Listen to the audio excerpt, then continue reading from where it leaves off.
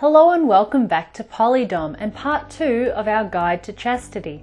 In the last video we covered the basics of chastity, and today we're going to look at durations. The three main durations of time that we're going to be looking at are playtime, 24 hours and a live-in situation. So let's go.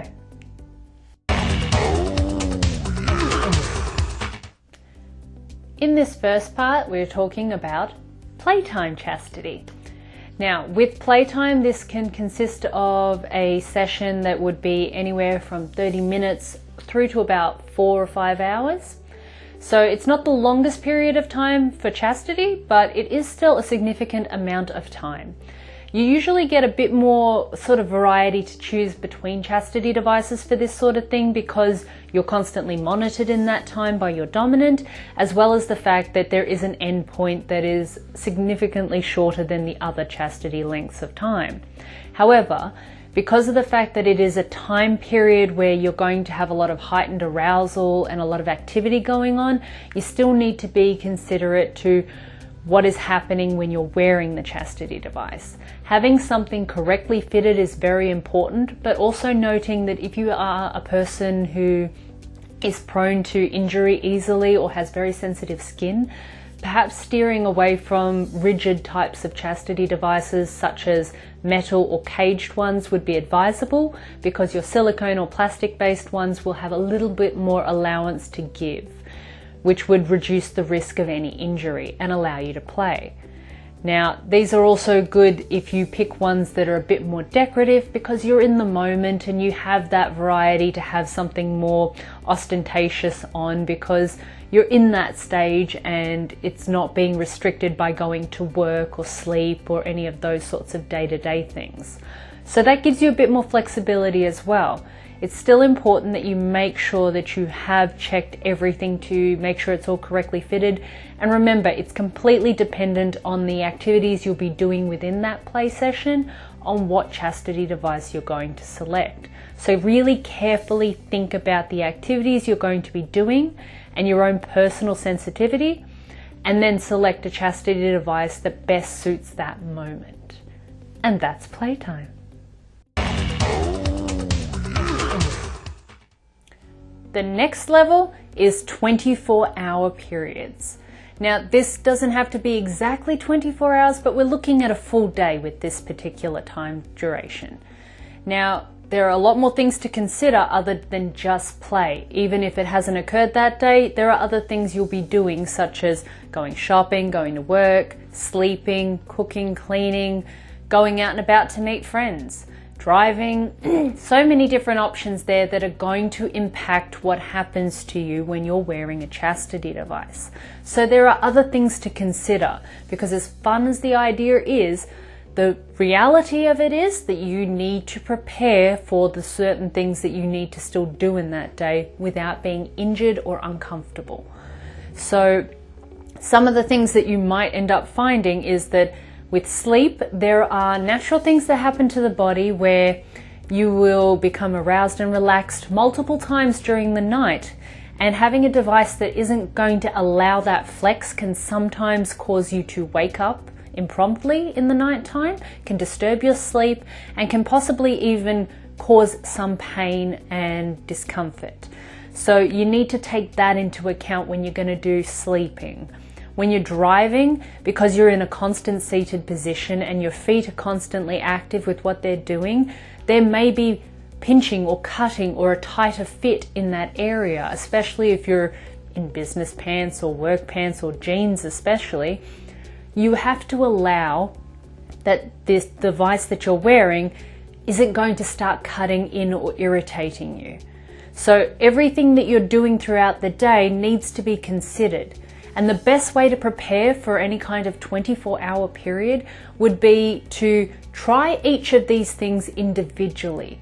Use your device for just driving to the supermarket, or just wearing it when you go to bed to test out, to see how comfortable you are when you're doing each of these activities. And even testing it to see if it hides comfortably beneath your clothes, on whether or not you want that level of visibility. It's all important for you to do these as broken down little sections before you commit to a longer 24-hour period. This way you prevent yourself from getting injured. And you can also then consider which device you need to choose. Maybe something silicone based with a bit of flex will actually help to make things easier when you drive. Having something that's more cage-like and vented for if you're going to have periods where you could become quite sweaty or overheated, you need to allow for that ventilation.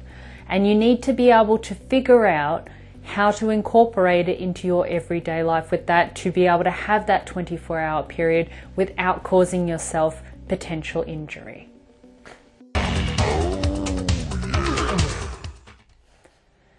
And finally, the live-in stage. This is the time period of chastity where you would like to, ideally, live it from day to day. And you probably, if you're in a relationship or you are a live-in slave, then you will probably have that opportunity where your dominant is around every day, so you can play this and enjoy this and live it. But there are realities that need to be considered with that too, and as important as all the information that you've just received is to still apply for these particular time lengths, there are other things that need to be considered, such as hygiene and the reality of life. Some of the things that need to be considered is that when you're having to do personal hygiene, you will need to take that chastity device off to properly clean and get yourself properly prepared, maybe for grooming and all that sort of things, and maybe to sleep comfortably on a regular basis. It might not be ideal to constantly have a chastity device on because it can potentially do some damage. So you need to obviously find a way around this, especially in those circumstances. So some of the ways that you can actually get around that are when you are going to have a shower or a bath or anything, it can be at that stage that you can probably have your dominant in the room to supervise you. It can be part of the fun of it, where this is your designated shower and cleaning time, and I'm going to watch you. I'm going to watch you with my cup of tea or cup of coffee, and you are going to have exactly 7 minutes to shower and properly groom yourself before you are back into chastity. And with sleeping, some of the things you can do occasionally can be where you can have padded hand mitts that you can be put on instead, so your mistress or your master can be sure you are not touching yourself during your sleep. And it can also be increased by having recorded monitoring or a monitor on there, so you know deep down that your dominant will know if you break the rules, and that chastity can still be instilled mentally even though your device is not on in those time periods. This way you can actually employ it every single day that you want to do that. Another thing that you need to consider is emergencies. Now, emergency situations, that your chastity device might be sitting comfortably for a long period of time, and then it might just shift even just a little and start pinching or cutting in, and the longer you leave it, that pain will escalate, and that's not the purpose of what you're trying to achieve. Having things such as numbered zip ties where you can cut them in an emergency should you need to are important to try and do, or you can use a combination lock where you can access your dominant via a quick phone call so they can give you the code, or even just a spare key in an emergency little break box or something like that. So you can still be sure that you have that out should you need it only for emergency purposes, but it is important to think of your safety in that moment. And as for dominance as well, in that sort of live-in situation, you also have the responsibility and the fun of monitoring your submissive. It is important that you also get into your role in that moment, that you want to check in with them, that you're calling them and want an update on how they're going with their chastity, and want to inquire about any pinching or discomfort. And then that way you can employ activities where they might need to take that off for a period of time, so you can also play your role for it, whilst at the same time keeping in that wonderful state of dominant and submissive. Chastity can be a lot of fun, but to incorporate the realities of life, you need to find these creative ways around it. So always have a plan for that sort of thing, because a live-in situation is a big commitment, but it is a lot of fun if you can do it right.